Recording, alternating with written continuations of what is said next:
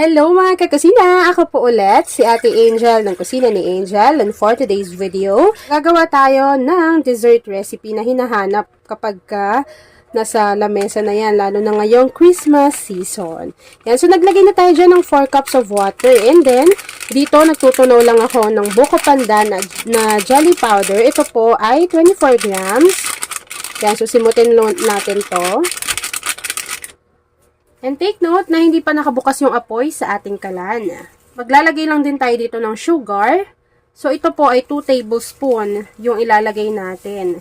Para dyan pa lang may lasa na yung mismong jelly na gagawin natin.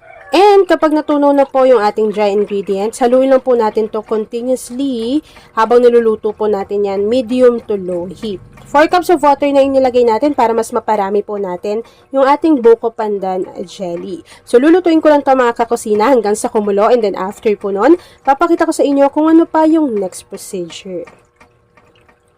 By the way, yung ating palang all-purpose cream condensed milk ay inilagay ko na sa chiller kagabi pa para po naka-chilled na yun overnight, and mas mabilis po nating may enjoy agad-agad yung ating dessert kapag ganun po yung ginawa ninyo.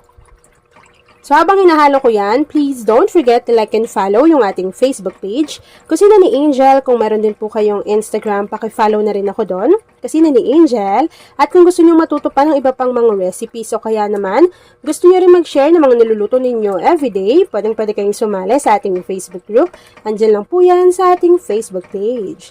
Dapat po kulong-kulo yung ating buko pandan jelly para po mabilis po yung mag-set. At yung iba kasi sa inyo, 'di ba, sinasabi ninyo hindi nagsiset yung inyong jelly mixture, siguro po dahil hindi siya nakakulo ng maigi.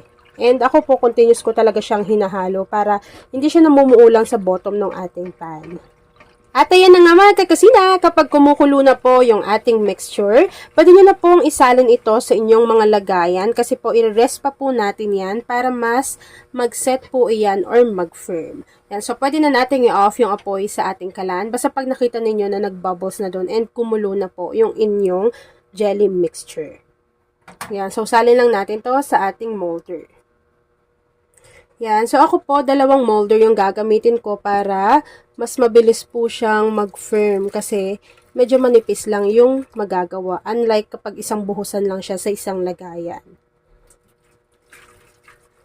Yan. So, kapag naisali na po natin to dito, hihintayin lang po natin yung lumamig, mag-set at mag-firm. And then, after po nun, gagawin na natin yung next procedure.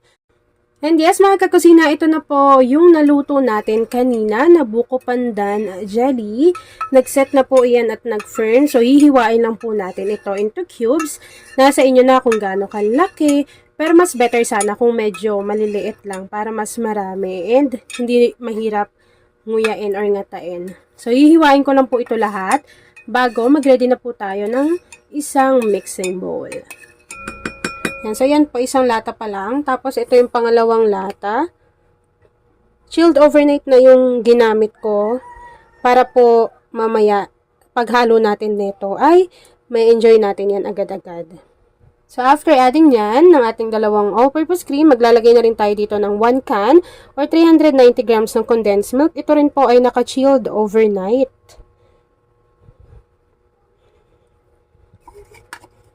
After adding ng ating all-purpose cream, pati ng ating condensed milk, haluin lang po muna natin ito.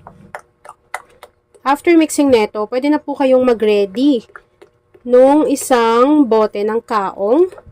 Pero optional lang po yun kasi kahit wala namang kaong, pwede. Ako kasi may natira pa dito, so ilalagay ko na lang din dito sa ating recipe.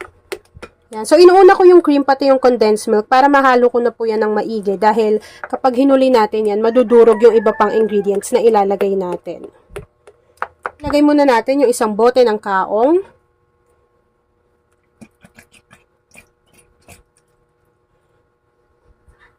Kalahating bar ng keso. Ito po yung magpapabalanse ng lasa ng ating dessert dahil 'di ba ang keso ay medyo may alat factor. So hindi na tayo maglalagay ng asin, ito na lang po at hihiwain niyo lang ng ganyang kaliliit para hindi nakakaumay. After adding yan, haluin muna natin ito. After mixing, maglalagay lang po tayo dito ng 3 piraso ng buko. So maliit lang kasi yung buko pero pwede niyo namang dagdagan yan. Sasabihin niyo lang po ay yung pang salad na buko. bago haluin ulit natin to. Diba? Iba talaga kapag naka-chilled na rin siya kasi makapal pa rin yung consistency, oh.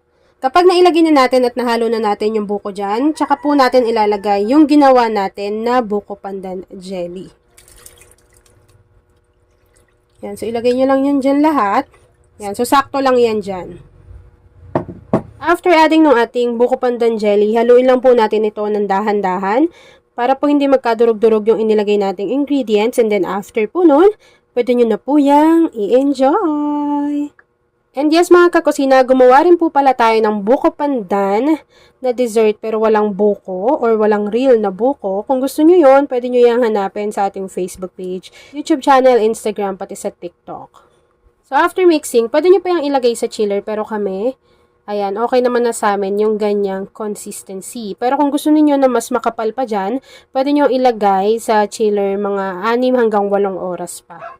At ayan na nga mga kakusina, tapos na naman po ang ating easy and creamy na buko pandan salad. Kung nagustuhan mo yung ating video, please like and share this video. At kung hindi ka pa nakakapag-subscribe sa aking YouTube channel na Kusina ni Angel, please click subscribe button, click mo na yung notification bell, click all para lagi kang updated sa bawat ina-upload kong mga videos. Yun lang mga kakasina. Thanks for watching and enjoy this video. Look at that.